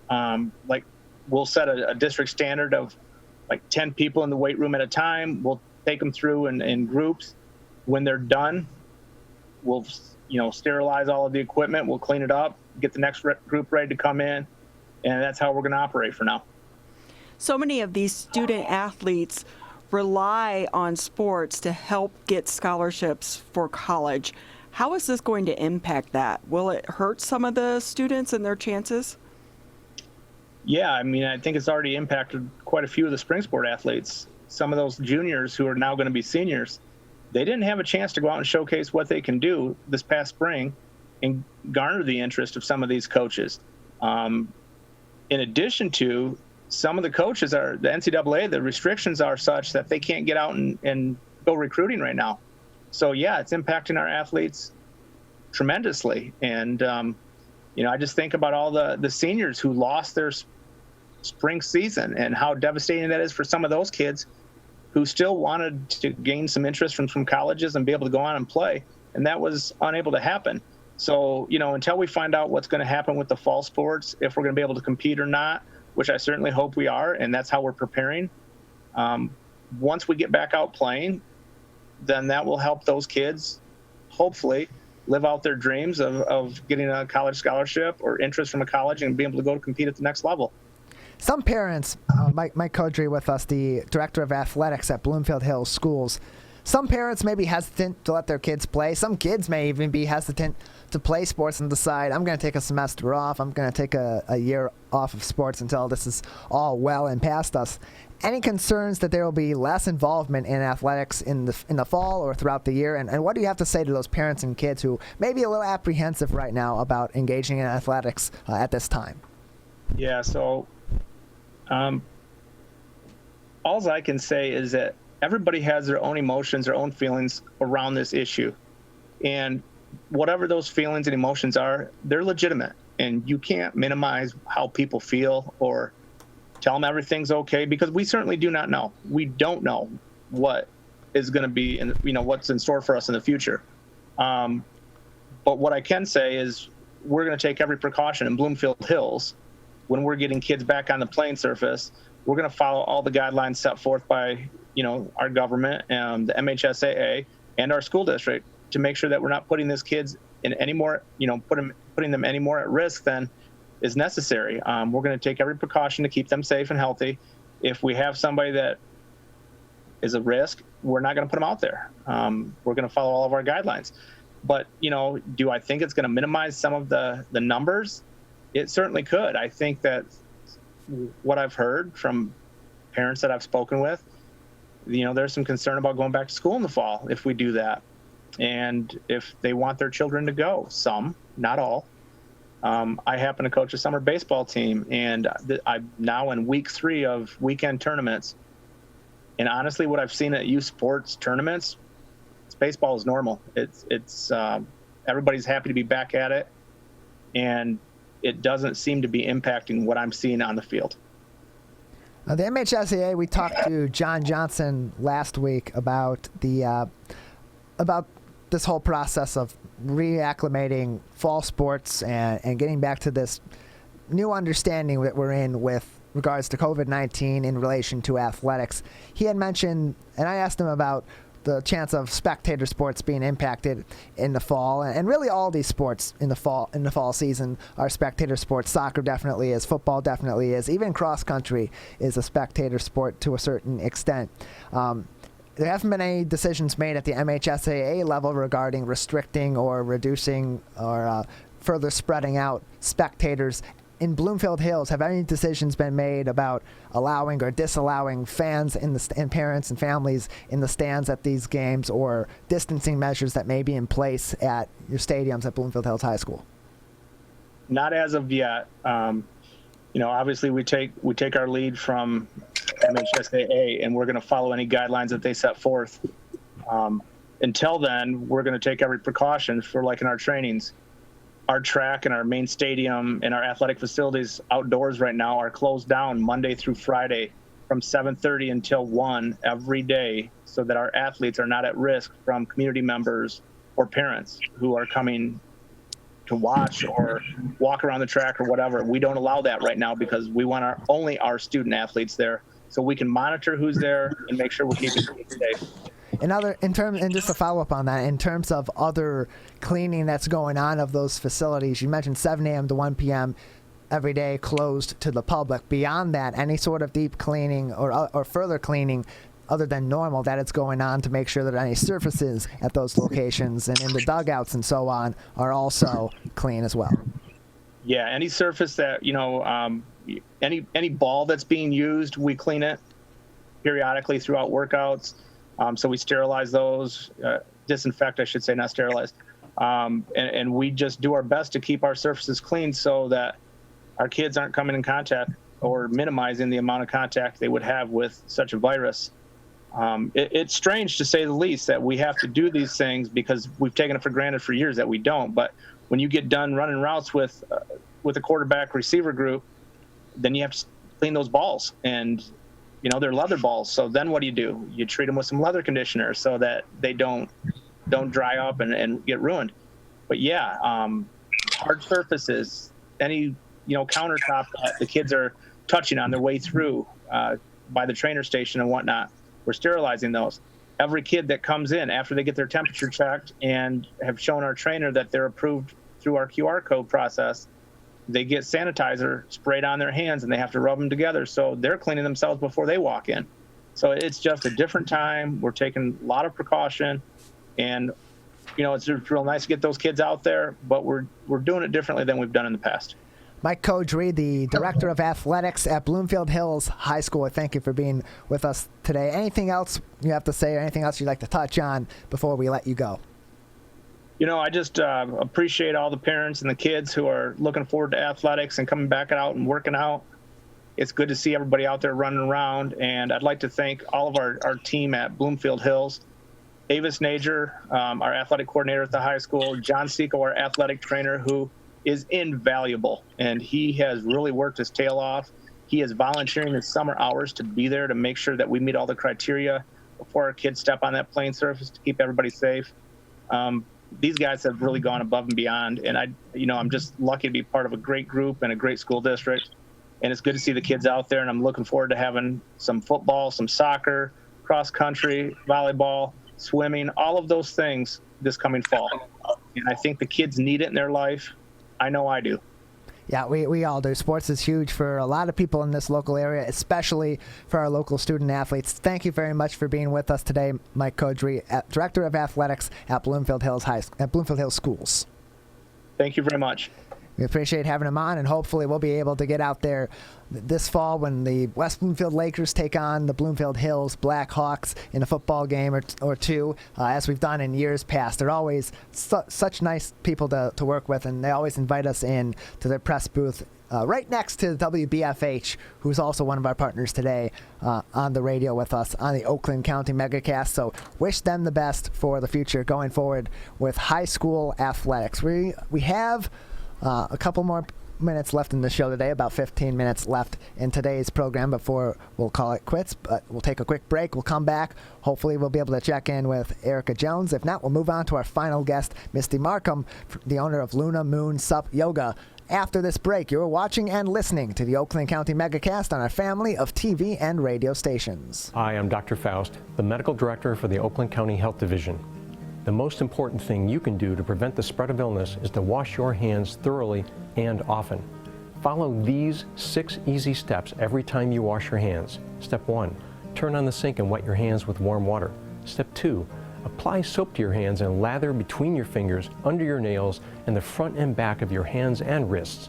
Step 3, wash your hands by scrubbing them together for at least 20 seconds. Step 4, rinse your hands with warm, clean water. And step 5, dry your hands with a clean cloth towel, a paper towel, or hot air blow dryer. If you're using a cloth towel, make sure to change it often. For handheld faucets, turn off the water using a paper towel instead of your bare hand. Step 6, if you're using a paper towel, throw it away.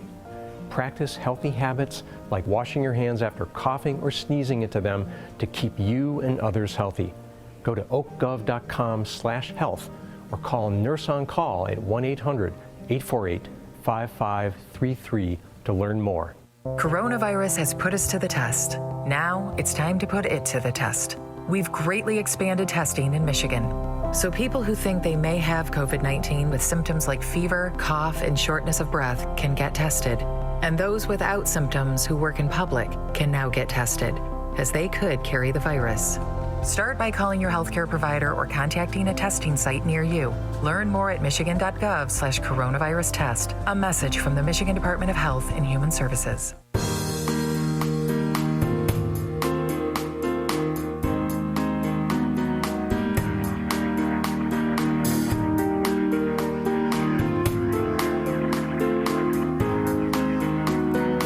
Welcome back to the Oakland County Megacast on a family of TV and radio stations all throughout the Oakland County area in Birmingham, Bingham Farms, Beverly Hills, and the village of Franklin on Birmingham area municipal access. In West Bloomfield, Keego Harbor, Orchard Lake, and Sylvan Lake on Civic Center TV and on 89.3 Lakes FM. In the Bloomfield Hills area, 88.1 WBFH, The Biff, and WAHS 89.5 Avondale Community Radio in the Auburn Hills, Rochester, and Pontiac area makes up our family of TV and radio stations all day, every day on the Oakland County Megacast, and then also today broadcast live on the Facebook page of the Bloomfield Hills Fire Department via Facebook Live. We're able to talk to guests from throughout the community about a number of different topics. Guests including Misty Marcum, the owner of Luna Moon Sup Yoga. Misty, thank you for being with us today. Oh, thanks for having me. So how are you? How's your business doing? Well, we got started last week with some classes. It actually started more with a private group first. So I might see more of that this year. Actually, it worked out really well last year. Just friends that, their own little circle of friends getting together, getting out on the water, enjoying nature, and doing yoga or paddling.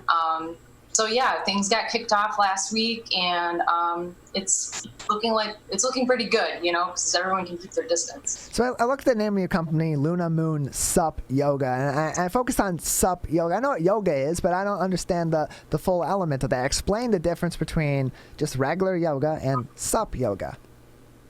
Okay, regular yoga, you're more likely in the studio or maybe a park more nowadays. But you have your own mat and you go through a flow. You have the teacher who's cueing your flow, and you have music.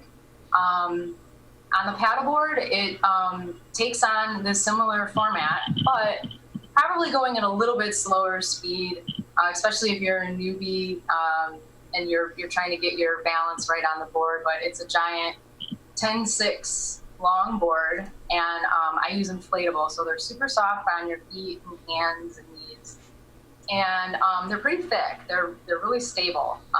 So I've done some classes where I use them on ground, and I have these discs that mimic water, so they're lifted, and you get that unbalanced feeling. Think of it more as like a trainer, and then put them in the water. We can tie together as like one big floating studio. It's nice because it's kind of got the element of an indoor practice of yoga, but also engages you in recreation and in nature as well, being outdoors. And outdoor recreation has been absolutely huge during all this, as people have either been stuck indoors or unable to go to indoor fitness facilities wherever they choose to go. And it's really nice to know that there are things like this available in the community. Is there any added benefit for doing yoga on a sup board as opposed to on the surface of the ground? Yes, for sure. Even paddling in general, you're using so many more muscles, a lot more core, a lot of muscles in your feet that you don't normally use and might even take for granted just being on land every day, all day.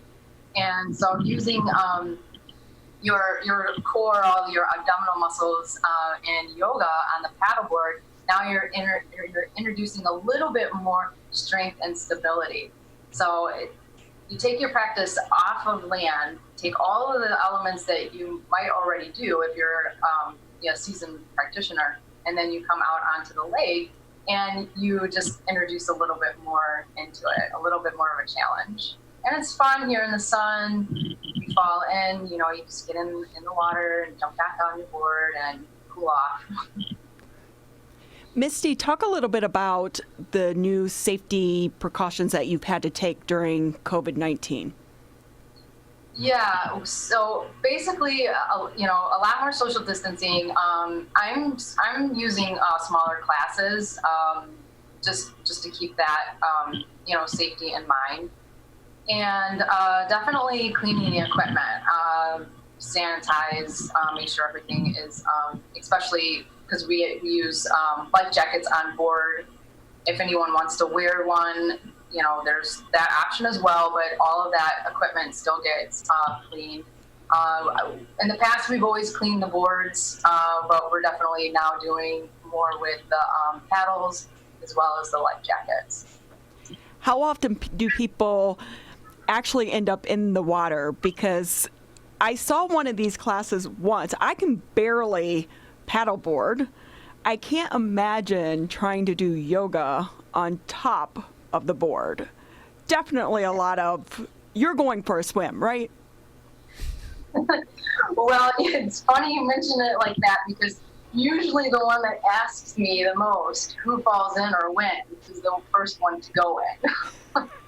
But all joking aside, most might even find themselves wanting to get in the water because they're just working up such a sweat.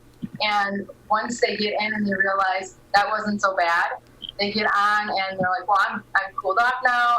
I'm good to go. But, I want to do more now. So, and really, from past students coming out, they will say at first, of course, they're nervous. And once they paddle, because we get the chance to paddle a little bit before we start doing yoga, just to get acclimated. Because these classes are all for all level beginners. And I don't have anybody that's that, seasoned or advanced. But once they get through the yoga class and then they want to paddle a little bit more, they realize that, the pressure's off and, they already had an experience. And once you keep doing it, you keep coming back throughout the summer, you just keep building on those foundational layers and you get your experience, and before you know it, you're doing a headstand. So to learn a lot of these different poses and these different moves that you are doing in a regular yoga class, to maintain proper form, to maintain to make sure that you're not only learning the pose correctly, but you're not going to develop any sort of risk for injury, it requires a little more close proximity and maybe even some hands-on work between the instructor and the client. It's definitely, I would presume, different with yoga being done on a paddleboard. But in this case, how are you keeping precautions to protect yourself from your clients and your clients from yourself in terms of distancing when you are helping them learn and helping them improve their form in this case? Yeah, it's a lot more voice, especially when I'm trying to get their paddle set up. I have my own paddle where I can demonstrate, and it's a lot more voice cueing. Something I've been trained in anyway from my background, but definitely just a lot more voice, samples or analogies, those type of things. Misty Marcum with us, the owner of Luna Moon Sup Yoga, with us on the Oakland County Megacast. Misty, where can people find more information about your services? Definitely on social media, Luna Moon SUP, and that's for stand-up paddleboarding, on Instagram and Facebook. And you can go to my website, it's mistymarcum.com. You can make a membership profile there to see pictures of the pod and just the lake and all the classes from the past. And you'll be able to see the schedule and sign up for classes. I have some deals on there right now, welcome back package, because we were in the pool over the winter time, but we had a little bit of a break, of course, but tons of pictures to be able to check out and get a feeling for it. And of course, you can always reach out to me. You want to book a private group, or maybe for your family, you want to get the kids out, that would be an awesome time to take the lake as an opportunity, a chance for a little family outing. Well, Misty, thank you very much for being with us on the show today. We appreciate having you on. Thank you. I appreciate it. This is great. Thank you. Misty Marcum with us, the owner of Luna Moon Sup Yoga, with us on the Oakland County Megacast. And what an interesting concept, Ronnie, and something that's adds a little bit extra element of fun to fitness and outdoor recreation as well. Fun and fitness, those are two things that are great together. This has been on my bucket list for a couple years to try, and so, but it needs to be on a really hot day because I have a feeling I'll spend more time in the water than on the board. But Tyler, I think you need to try it as well. I'd be very interested in trying. I have done some yoga before. It's been a while, but it would be interesting to try it in this setting, especially with the given extra balance element of being on the water and just being outside and connecting with nature too, as you had said.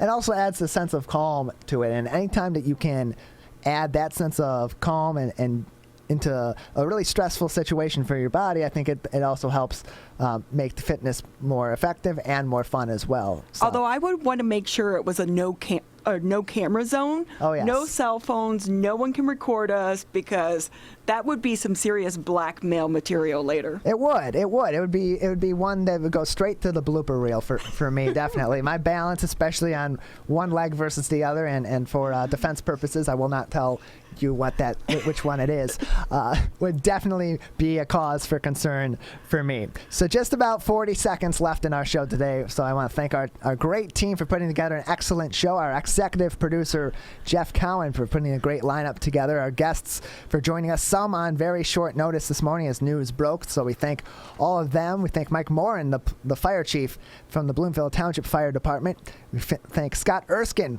the managing partner of Erskine Law. Mayor Deirdre Waterman from the city of Pontiac, Phil Ross from the Greater West Bloomfield Cable Commission, Greg Hill from Ideal Core Pilates Fitness and Nutrition, Mike Cowdrey, the Director of Athletics at Bloomfield Hills Schools, and Misty Marcum from Luna Moon Sup Yoga. For Ronnie Dahl, I'm Tyler Keefe, thanking you for listening and watching the Megacast today.